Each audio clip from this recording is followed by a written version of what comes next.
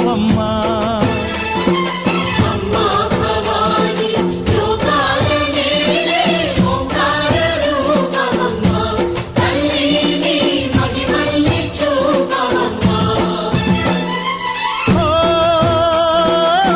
సృష్టికే దీపమా, శక్తికే మూలమా, సింహరథమే నీదమ్మా.